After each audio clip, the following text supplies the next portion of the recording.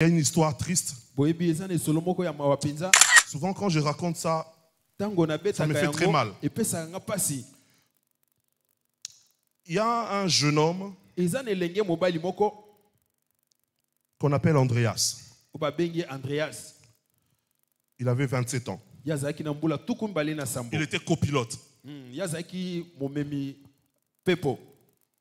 L'histoire dit, nous sommes en mars 2015. Un avion a décollé de Barcelone pour aller à Düsseldorf, en Allemagne, là où se joue l'Euro maintenant. L'avion a décollé à 9h. Je crois 45 minutes après, l'avion ne donnait plus de signe. Il y avait crash. Crash sur les Alpes françaises.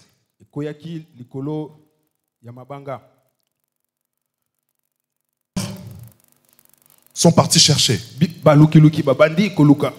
la boîte noire. Ce qui fait que ça puisse enregistrer toutes les informations de l'avion. Ils ont trouvé la boîte noire. Ils ont commencé à checker. Ce qu'ils ont trouvé, ça m'a attristé. Qu'est-ce qu'ils ont trouvé? Ce jeune homme, Andreas de 27 ans, pendant un bon moment dans sa vie, quand il s'est regardé devant le miroir, il se voyait un suicidaire. C'est-à-dire quelqu'un qui se donne la mort. Alors que les gens le voyaient se promener, lui, il se voyait déjà comme un suicidaire. Mais vous savez, au-delà du suicide, il est monté, homicide. Homicide, ça veut dire essayer de tuer beaucoup de personnes. Mais alors que les gens le voyaient beau, un peu comme toi ce soir, quand tu marches, les gens t'apprécient. Mais toi-même, quand tu te regardes, tu es un walking dead. En anglais, en français, on dit un mort, mais qui est en train de marcher. Voilà. Dans ta tête, la vie est déjà finie. Alors que le pasteur est en train de parler du travail ici, toi tu as déjà mis une croix sur ta vie. Ce jeune homme Andreas avait mis une croix sur sa vie. Alors qu'il avait la passion de devenir un jour pilote. Et un jour, il a finalement piloté. Et ces jours dont je suis en train de parler ici, il était copilote. Et quand l'avion a décollé, tous ces sentiments mauvais commencent à remonter dans son cœur. Pourquoi? Parce qu'il ne s'aimait pas. Il n'avait pas l'amour de soi.